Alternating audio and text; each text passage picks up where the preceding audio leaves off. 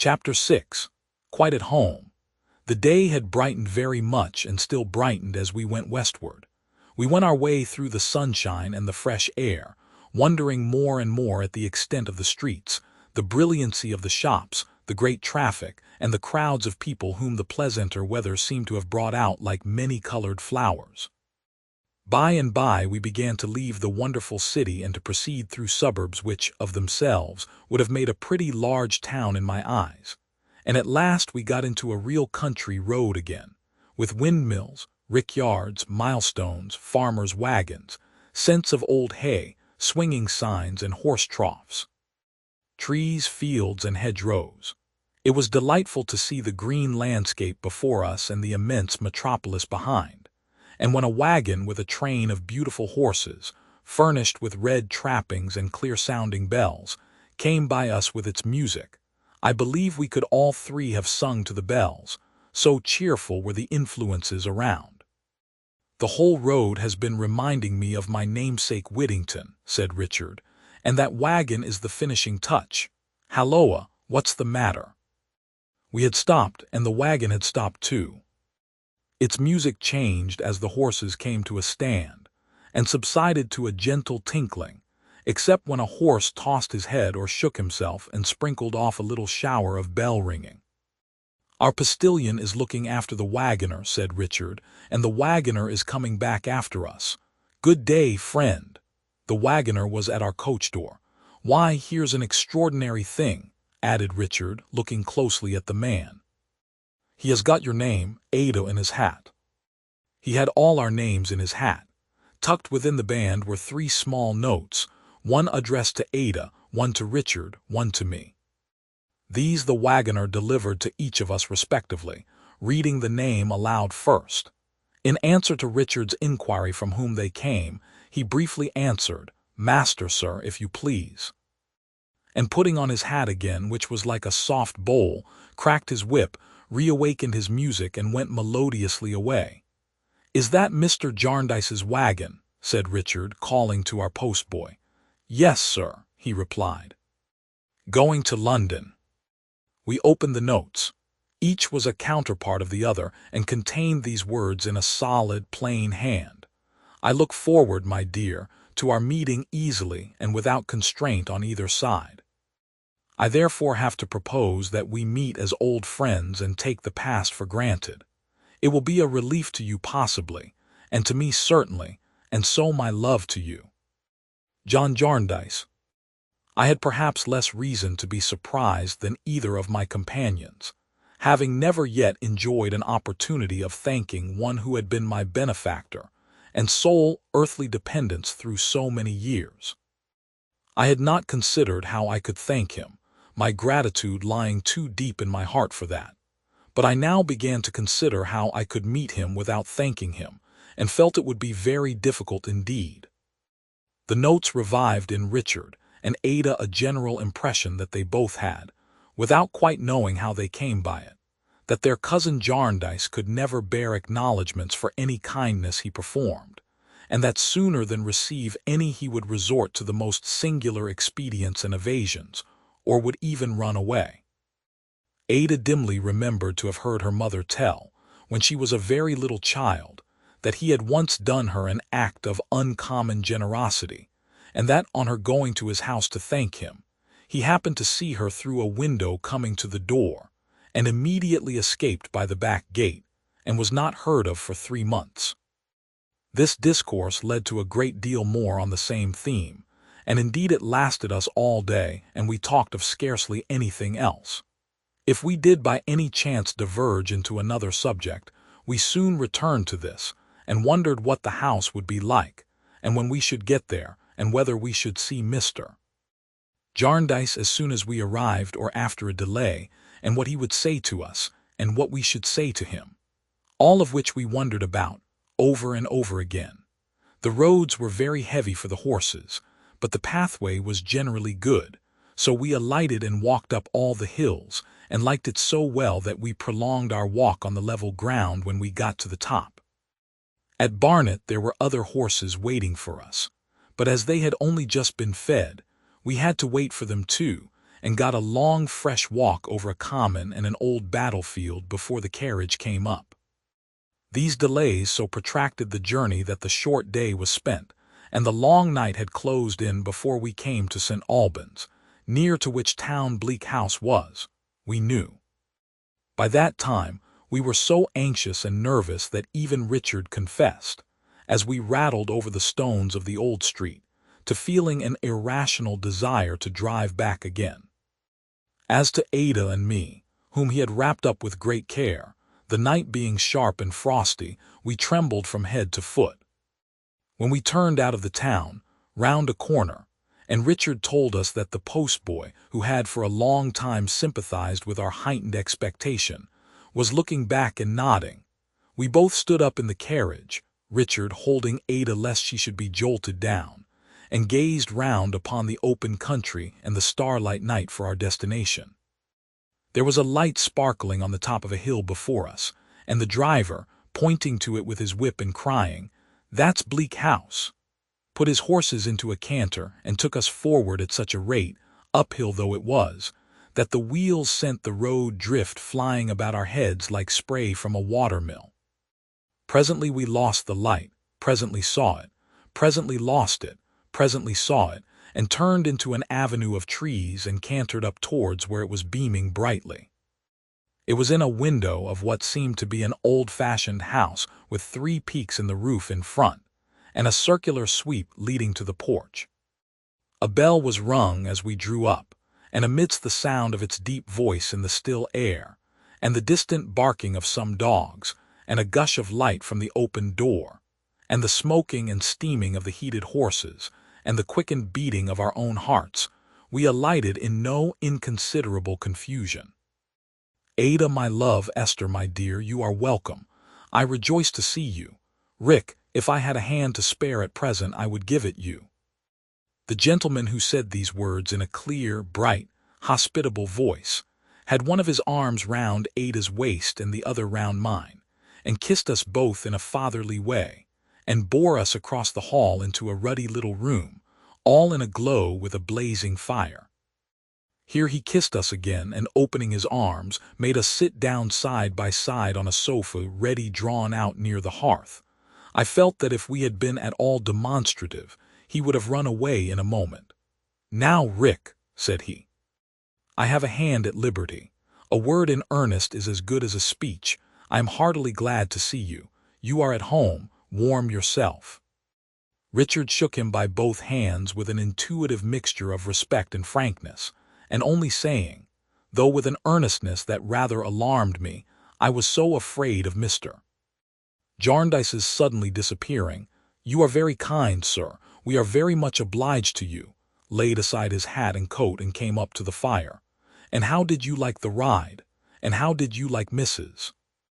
Jellyby, my dear?" said Mr. Jarndyce to Ada. While Ada was speaking to him in reply, I glanced, I need not say with how much interest, at his face.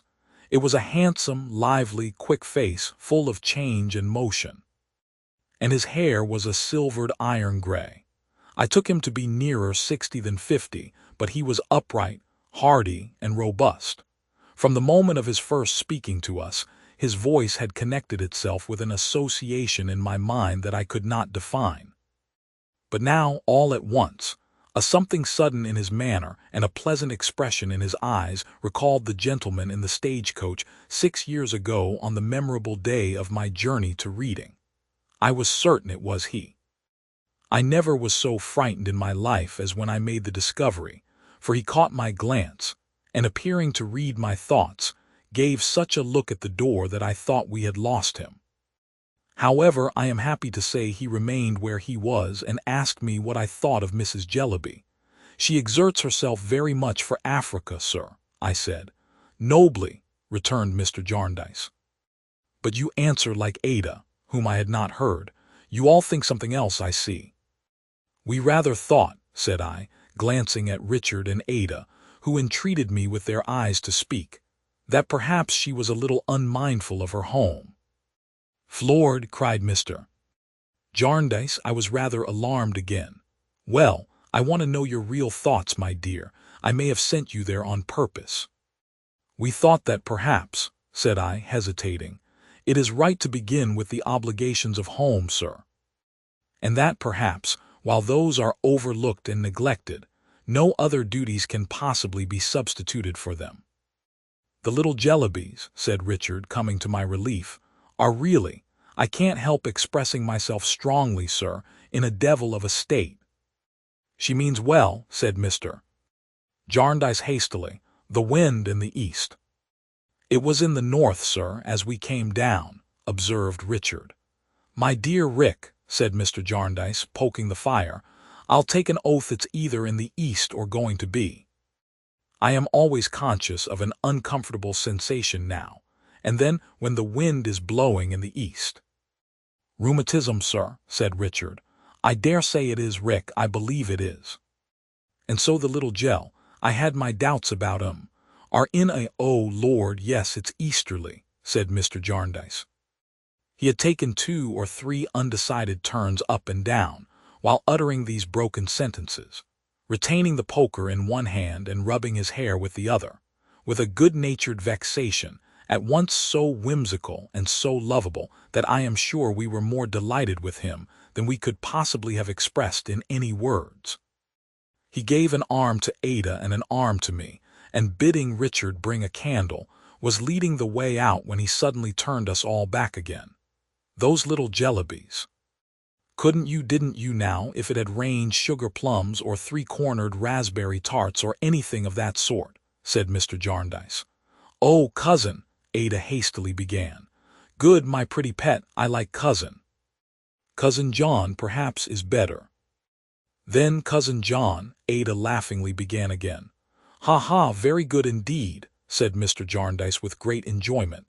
"Sounds uncommonly natural. Yes, my dear. It did better than that. It rained Esther." "Aye," said Mr. Jarndyce. "What did Esther do?" "Why, Cousin John," said Ada, clasping her hands upon his arm and shaking her head at me across him, for I wanted her to be quiet, "Esther was their friend directly. Esther nursed them, coaxed them to sleep, washed and dressed them, told them stories, kept them quiet, bought them keepsakes. My dear girl, I had only gone out with Peepy after he was found and given him a little tiny horse.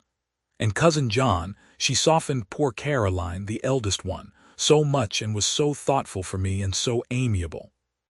No, no, I won't be contradicted, Esther dear. You know it's true." The warm-hearted darling leaned across her Cousin John and kissed me, and then looking up in his face, boldly said, "At all events, Cousin John, I will thank you for the companion you have given me." I felt as if she challenged him to run away. "But he didn't. Where did you say the wind was, Rick?" asked Mr. Jarndyce. "In the north as we came down, sir." "You are right, there's no east in it, a mistake of mine. Come, girls, come and see your home."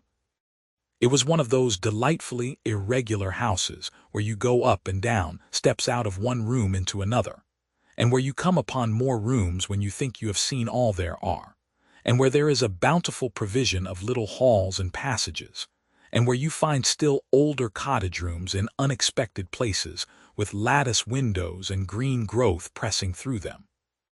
Mine, which we entered first, was of this kind, with an up-and-down roof that had more corners in it than I ever counted afterwards, and a chimney. There was a wood fire on the hearth, paved all around with pure white tiles, in every one of which a bright miniature of the fire was blazing. Out of this room, you went down 2 steps into a charming little sitting-room looking down upon a flower garden, which room was henceforth to belong to Ada and me. Out of this you went up 3 steps into Ada's bedroom, which had a fine broad window commanding a beautiful view. We saw a great expanse of darkness lying underneath the stars, to which there was a hollow window-seat, in which, with a spring lock, 3 dear Adas might have been lost at once. Out of this room you passed into a little gallery, with which the other best rooms, only 2, communicated, and so, by a little staircase of shallow steps with a number of corner stairs in it, considering its length, down into the hall. But if instead of going out at Ada's door you came back into my room, and went out at the door by which you had entered it, and turned up a few crooked steps that branched off in an unexpected manner from the stairs. You lost yourself in passages, with mangles in them and three-cornered tables, and a native Hindu chair, which was also a sofa, a box, and a bedstead, and looked in every form something between a bamboo skeleton and a great bird cage, and had been brought from India, nobody knew by whom or when. From these you came on Richard's room, which was part library, part sitting-room, part bedroom, and seemed indeed a comfortable compound of many rooms. Out of that you went straight, with a little interval of passage, to the plain room where Mr. Jarndyce slept, all the year round, with his window open, his bedstead without any furniture standing in the middle of the floor for more air, and his cold bath gaping for him in a smaller room adjoining. Out of that you came into another passage, where there were back stairs, and where you could hear the horses being rubbed down outside the stable, and being told to hold up and get over, as they slipped about very much on the uneven stones. Or you might, if you came out at another door, every room had at least 2 doors, go straight down to the hall again by half a dozen steps and a low archway, wondering how you got back there or had ever got out of it. The furniture, old-fashioned rather than old like the house, was as pleasantly irregular. Ada's sleeping room was all flowers, in chintz and paper, in velvet, in needlework, in the brocade of 2 stiff courtly chairs which stood, each attended by a little page of a stool for greater state, on either side of the fireplace.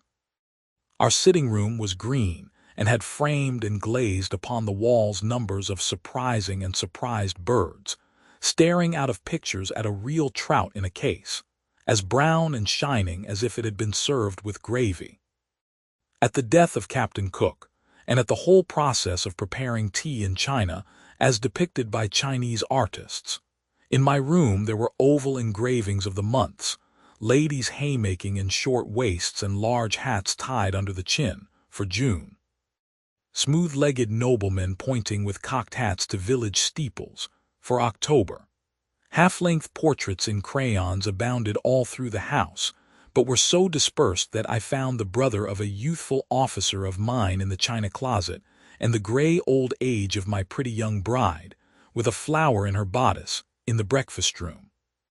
As substitutes, I had 4 angels of Queen Anne's reign, taking a complacent gentleman to heaven in festoons with some difficulty, and a composition in needlework representing fruit, a kettle, and an alphabet. All the movables, from the wardrobes to the chairs and tables, hangings, glasses, even to the pin-cushions and scent bottles on the dressing tables, displayed the same quaint variety. They agreed in nothing but their perfect neatness, their display of the whitest linen, and their storing up, wheresoever the existence of a drawer, small or large, rendered it possible, of quantities of rose leaves and sweet lavender.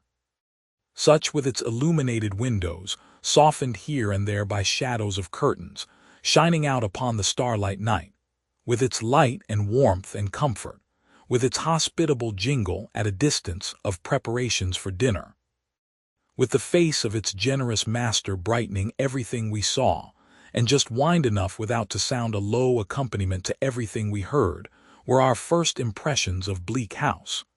"I am glad you like it," said Mr. Jarndyce when he had brought us round again to Ada's sitting-room. "It makes no pretensions, but it is a comfortable little place, I hope, and will be more so with such bright young looks in it. You have barely half an hour before dinner. There's no one here but the finest creature upon earth, a child." "More children, Esther," said Ada. "I don't mean literally a child," pursued Mr. Jarndyce, "not a child in years. He is grown up. He is at least as old as I am, but in simplicity and freshness and enthusiasm, and a fine guileless inaptitude for all worldly affairs, he is a perfect child." We felt that he must be very interesting. "He knows Mrs. Jellyby," said Mr. Jarndyce. "He is a musical man, an amateur, but might have been a professional. He is an artist too, an amateur, but might have been a professional. He is a man of attainments and of captivating manners. He has been unfortunate in his affairs and unfortunate in his pursuits and unfortunate in his family. But he don't care. He's a child."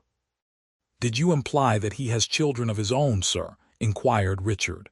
"Yes, Rick, half a dozen." "More nearer a dozen, I should think, but he has never looked after them. How could he? He wanted somebody to look after him. He is a child, you know," said Mr. Jarndyce.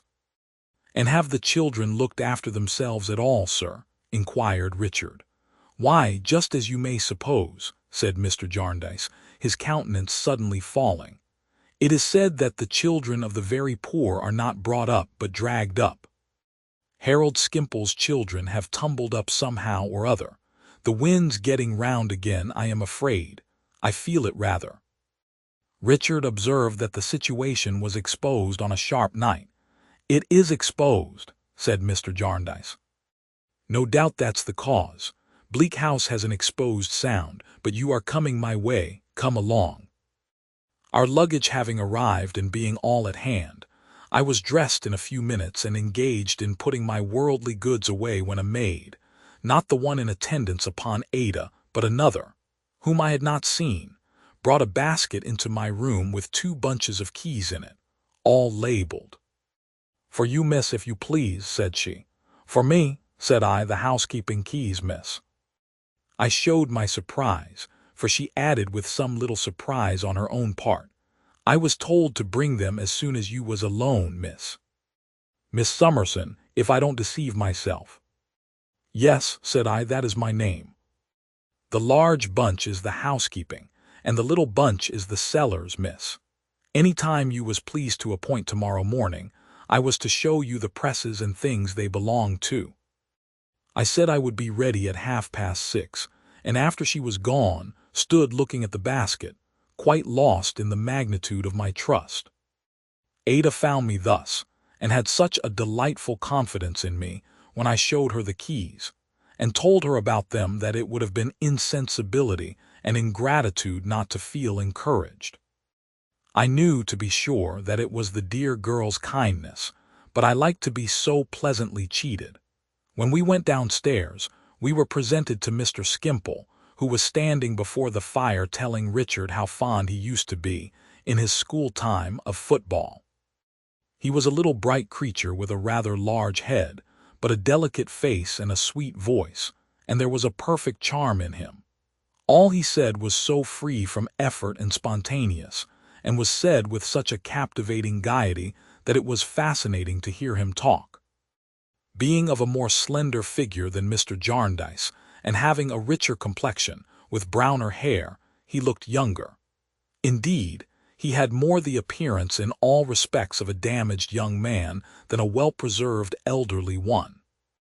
There was an easy negligence in his manner, and even in his dress, his hair carelessly disposed, and his neckkerchief loose and flowing, as I have seen artists paint their own portraits, which I could not separate from the idea of a romantic youth who had undergone some unique process of depreciation. It struck me as being not at all like the manner or appearance of a man who had advanced in life by the usual road of years, cares, and experiences. I gathered from the conversation that Mr. Skimpole had been educated for the medical profession, and had once lived, in his professional capacity, in the household of a German prince. He told us, however, that as he had always been a mere child in point of weights and measures, and had never known anything about them, except that they disgusted him, he had never been able to prescribe with the requisite accuracy of detail. In fact, he said, he had no head for detail, and he told us with great humor that when he was wanted to bleed the prince or physic any of his people, he was generally found lying on his back in bed, reading the newspapers or making fancy sketches in pencil, and couldn't come. The prince at last objecting to this, in which, said Mr. Skimpole in the frankest manner, he was perfectly right, the engagement terminated, and Mr. Skimpole having, as he added with delightful gaiety, nothing to live upon but love, fell in love and married, and surrounded himself with rosy cheeks. His good friend Jarndyce and some other of his good friends then helped him, in quicker or slower succession, to several openings in life, but to no purpose, for he must confess to two of the oldest infirmities in the world. One was that he had no idea of time, the other that he had no idea of money, in consequence of which he never kept an appointment, never could transact any business, and never knew the value of anything. Well, so he had got on in life, and here he was.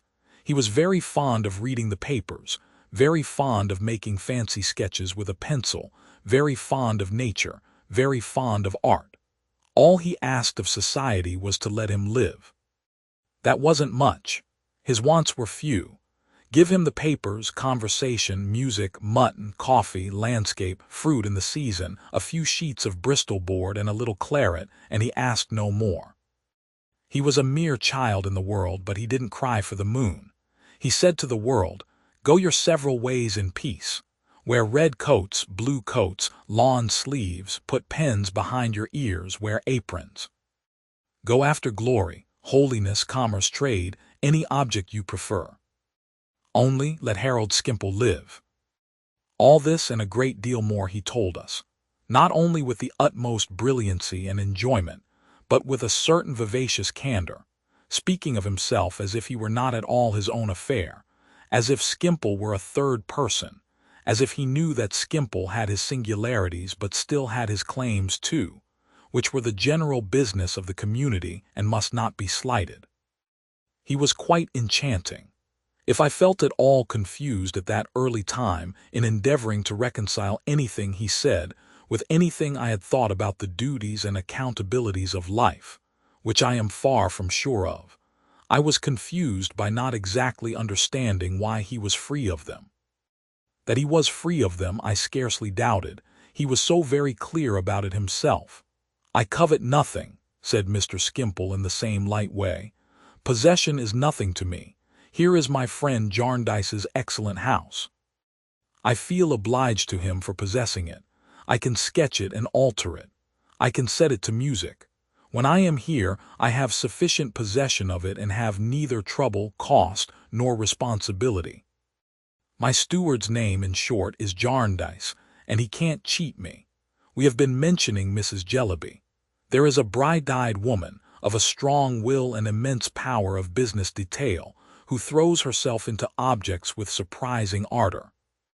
I don't regret that I have not a strong will and an immense power of business detail to throw myself into objects with surprising ardor. I can admire her without envy. I can sympathize with the objects. I can dream of them. I can lie down on the grass, in fine weather, and float along an African river, embracing all the natives I meet, as sensible of the deep silence and sketching the dense, overhanging tropical growth as accurately as if I were there. I don't know that it's of any direct use my doing so, but it's all I can do, and I do it thoroughly. Then, for heaven's sake, having Harold Skimpole, a confiding child, petitioning you, the world, an agglomeration of practical people of business habits, to let him live and admire the human family, do it somehow or other, like good souls, and suffer him to ride his rocking horse. It was plain enough that Mr. Jarndyce had not been neglectful of the adjuration. Mr. Skimpole's general position there would have rendered it so without the addition of what he presently said. "It's only you, the generous creatures, whom I envy," said Mr. Skimpole, addressing us, his new friends, in an impersonal manner. "I envy you your power of doing what you do.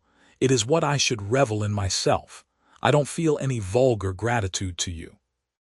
I almost feel as if you ought to be grateful to me for giving you the opportunity of enjoying the luxury of generosity. I know you like it.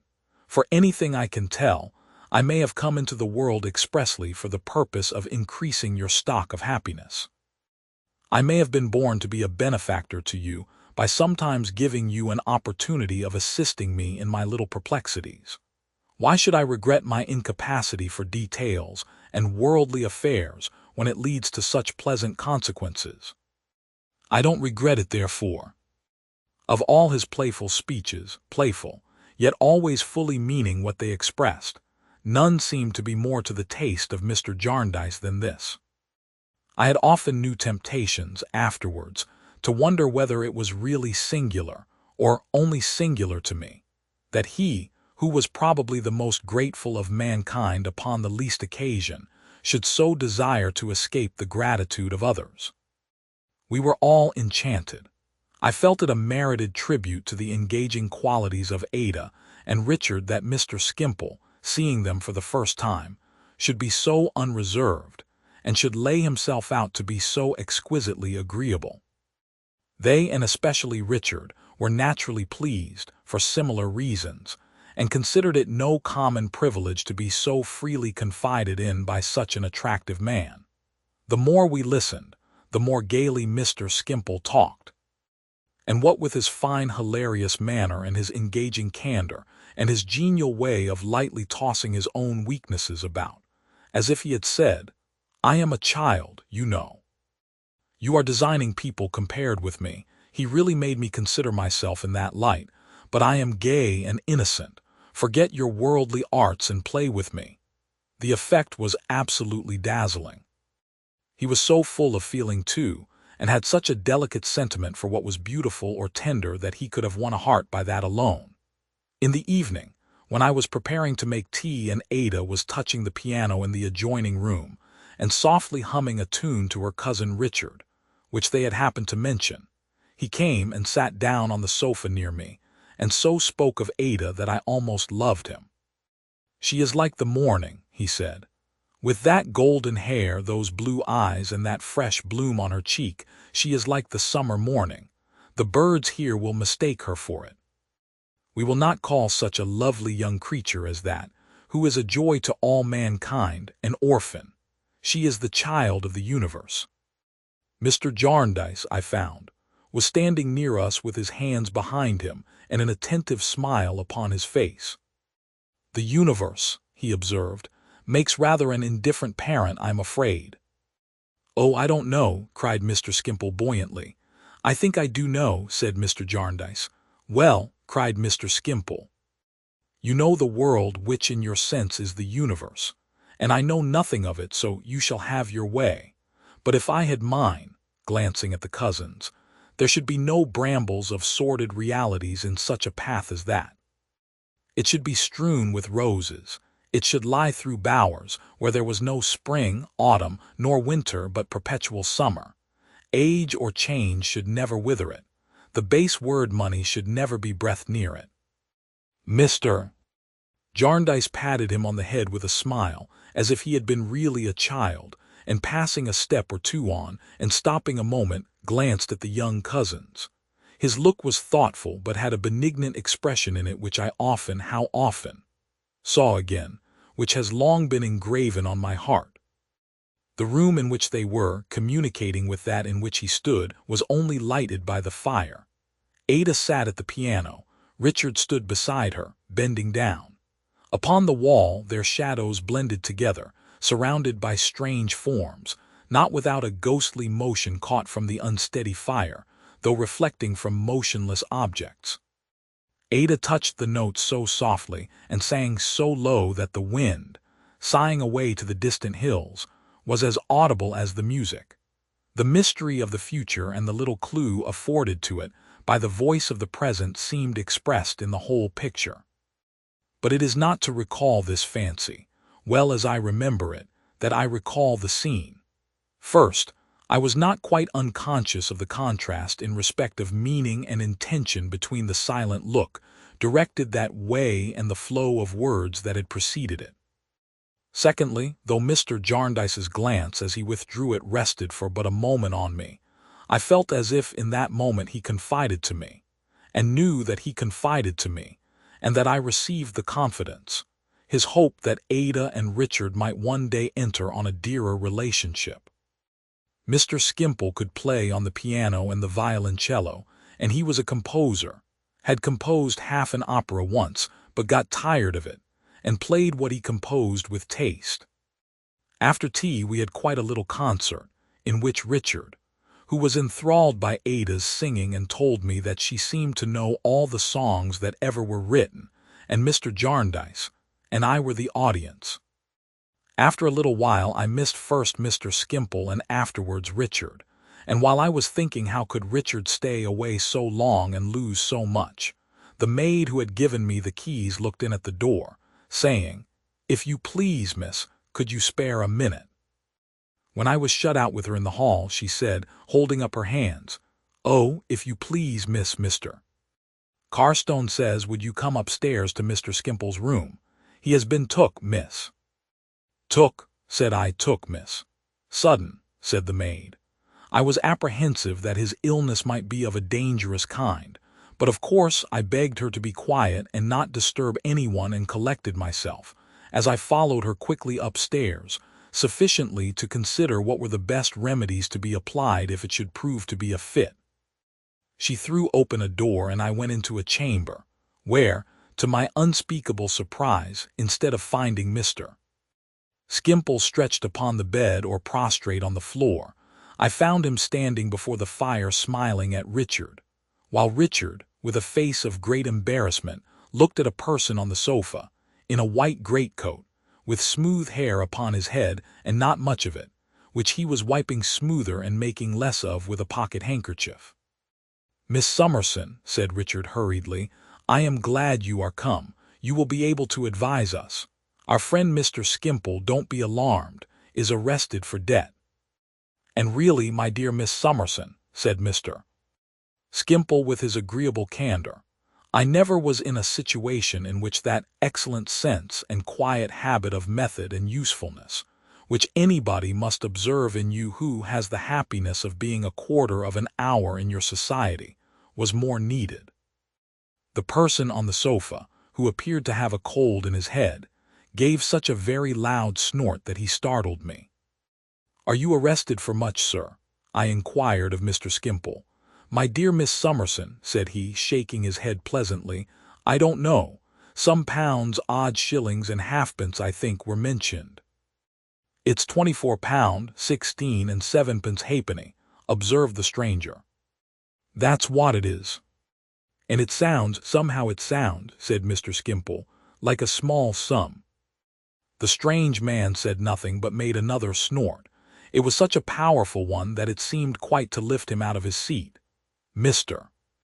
Skimpole," said Richard to me, "has a delicacy in applying to my cousin Jarndyce because he has lately— I think, sir, I understood you that you had lately—" "Oh, yes," returned Mr. Skimpole, smiling, "though I forgot how much it was and when it was. Jarndyce would readily do it again, but I have the epicure-like feeling that I would prefer a novelty and help, that I would rather," and he looked at Richard and me, "develop generosity in a new soil and in a new form of flower." "What do you think will be best, Miss Summerson?" said Richard aside. I ventured to inquire, generally, before replying, what would happen if the money were not produced. "Jail," said the strange man, coolly putting his handkerchief into his hat, which was on the floor at his feet. "Or Coavances." "May I ask, sir, what is?" "Coavances," said the strange man, "ooze."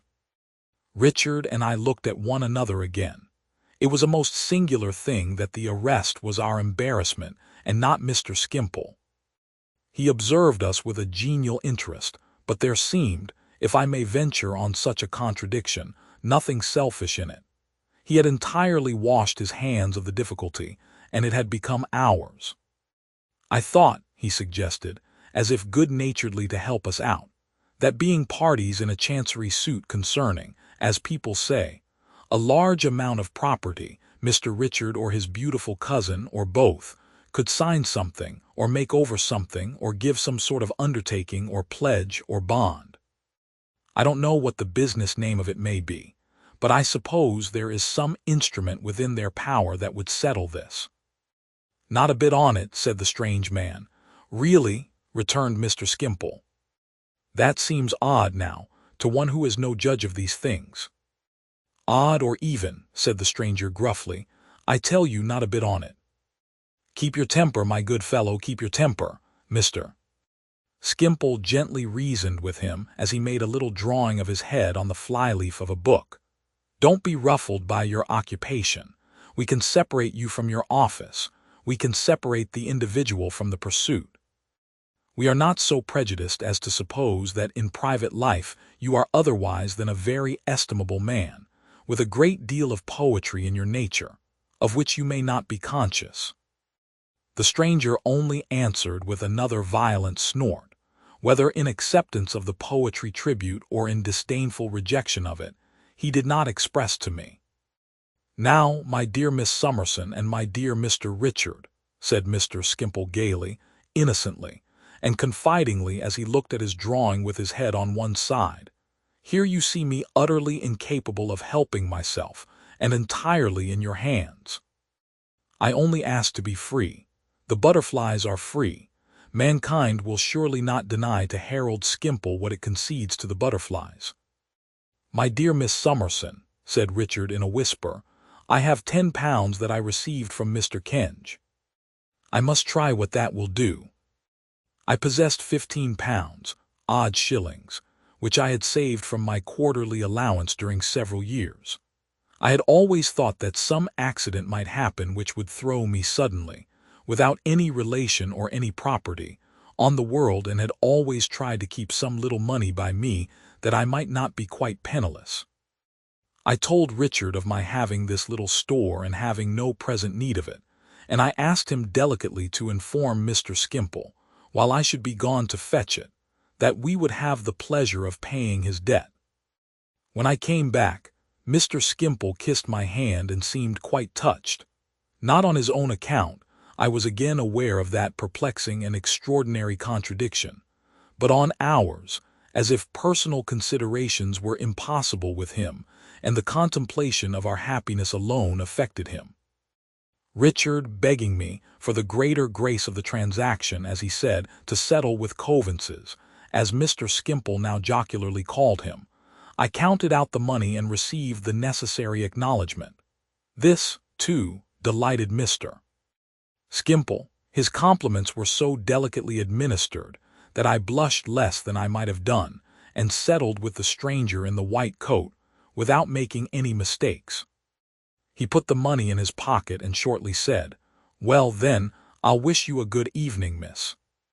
"My friend," said Mr. Skimpole, standing with his back to the fire after giving up the sketch when it was half finished, "I should like to ask you something without offense."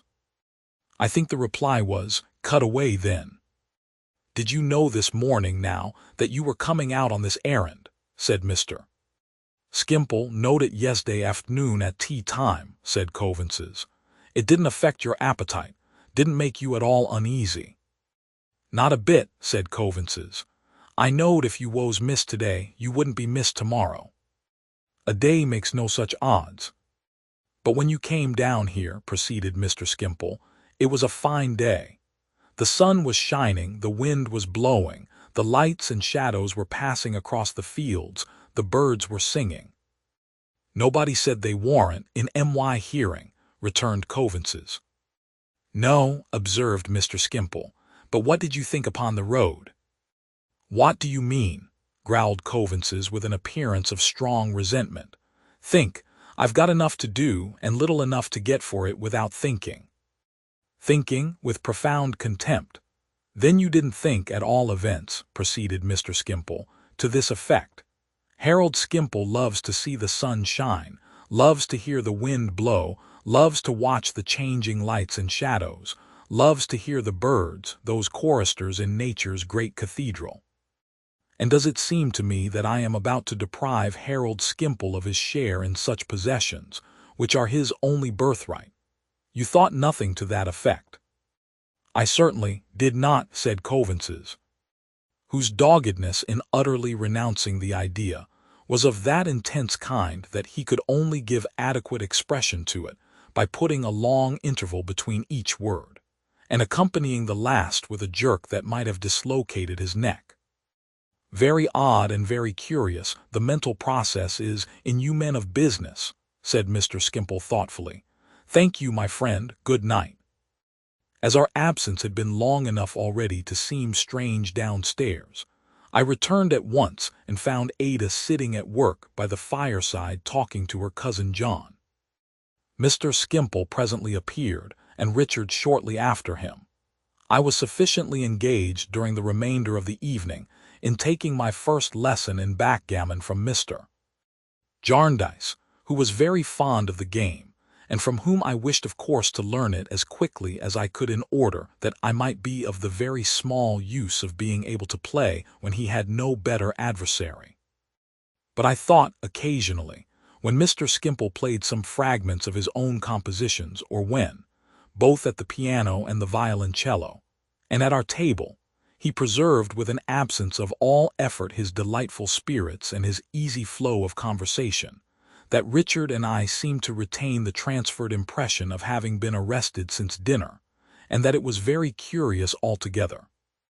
It was late before we separated, for when Ada was going at 11 o'clock, Mr. Skimpole went to the piano and rattled hilariously that the best of all ways to lengthen our days was to steal a few hours from night, my dear. It was past 12 before he took his candle and his radiant face out of the room, and I think he might have kept us there, if he had seen fit, until daybreak. Ada and Richard were lingering for a few moments by the fire, wondering whether Mrs. Jellyby had yet finished her dictation for the day, when Mr. Jarndyce, who had been out of the room, returned. "Oh, dear me, what's this, what's this?" he said, rubbing his head and walking about with his good-humored vexation. "What's this they tell me? Rick, my boy, Esther, my dear, what have you been doing? Why did you do it? How could you do it? How much apiece was it? The wind's round again, I feel it all over me." We neither of us quite knew what to answer. "Come, Rick, come, I must settle this before I sleep. How much are you out of pocket? You two made the money up, you know. Why did you? How could you? Oh, Lord, yes, it's due east, must be." "Really, sir," said Richard, "I don't think it would be honorable in me to tell you. Mr. Skimpole relied upon us." "Lord bless you, my dear boy, he relies upon everybody," said Mr. Jarndyce, giving his head a great rub and stopping short. "Indeed, sir." "Everybody. And he'll be in the same scrape again next week," said Mr. Jarndyce, walking again at a great pace, with a candle in his hand that had gone out. "He's always in the same scrape. He was born in the same scrape. I verily believe that the announcement in the newspapers when his mother was confined was on Tuesday last, at her residence in Botheration Buildings, Mrs. Skimpole of a son in difficulties." Richard laughed heartily, but added, "Still, sir, I don't want to shake his confidence or to break his confidence, and if I submit to your better knowledge again that I ought to keep his secret, I hope you will consider before you press me any more. Of course, if you do press me, sir, I shall know I am wrong and will tell you." "Well," cried Mr. Jarndyce, stopping again and making several absent endeavors to put his candlestick in his pocket, "I hear. Take it away, my dear." "I don't know what I am about with it. It's all the wind, invariably has that effect. I won't press you, Rick. You may be right. But really to get hold of you and Esther, and to squeeze you like a couple of tender young St. Michael's oranges. It'll blow a gale in the course of the night." He was now alternately putting his hands into his pockets, as if he were going to keep them there a long time, and taking them out again, and vehemently rubbing them all over his head.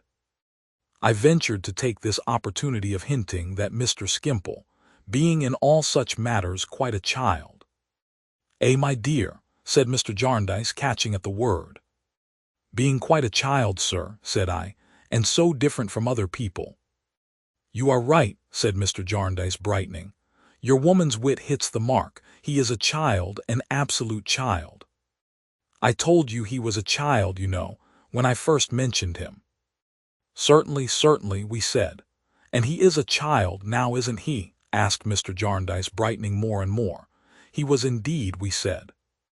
"When you come to think of it, it's the height of childishness in you, I mean me," said Mr. Jarndyce, "to regard him for a moment as a man.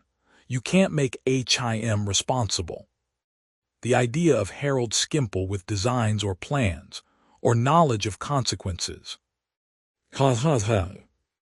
It was so delicious to see the clouds about his bright face clearing, and to see him so heartily pleased, and to know, as it was impossible not to know, that the source of his pleasure was the goodness which was tortured by condemning or mistrusting or secretly accusing anyone, that I saw the tears in Ada's eyes while she echoed his laugh and felt them in my own. "Why, what a cod's head and shoulders I am," said Mr. Jarndyce, "to require reminding of it. The whole business shows the child from beginning to end. Nobody but a child would have thought of singling you two out for parties in the affair. Nobody but a child would have thought of your having the money. If it had been £1,000, it would have been just the same," said Mr. Jarndyce with his whole face in a glow. "We all confirmed it from our night's experience." To be sure," said Mr. Jarndyce. "However, Rick, Esther, and you too, Ada, for I don't know that even your little purse is safe from his inexperience, I must have a promise all round that nothing of this sort shall ever be done any more. No advances, not even sixpences." We all promised faithfully, Richard with a merry glance at me touching his pocket as if to remind me that there was no danger of our transgressing. "As to Skimpole," said Mr.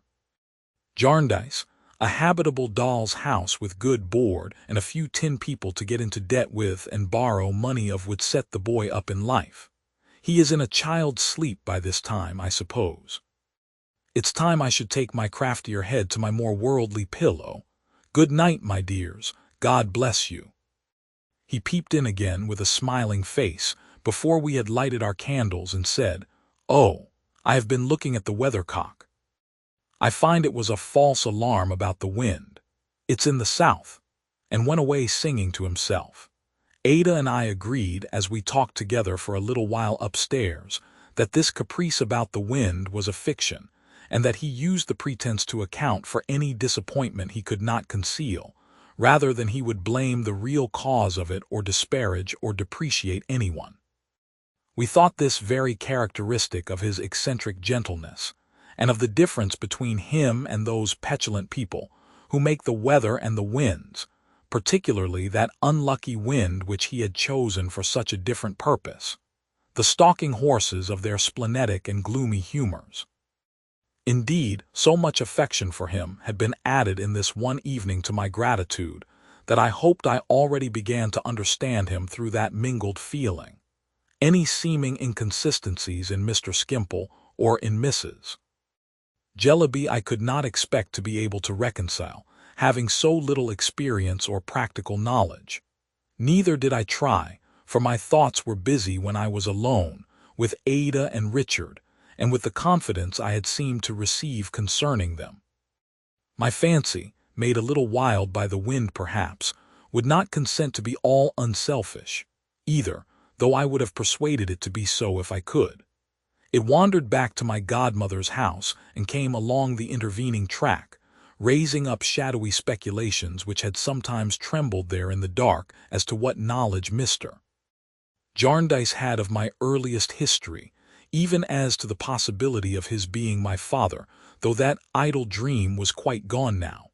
It was all gone now, I remembered, getting up from the fire. It was not for me to muse over bygones, but to act with a cheerful spirit and a grateful heart. So I said to myself, "Esther, Esther, Esther, duty, my dear," and gave my little basket of housekeeping keys such a shake that they sounded like little bells and rang me hopefully to bed.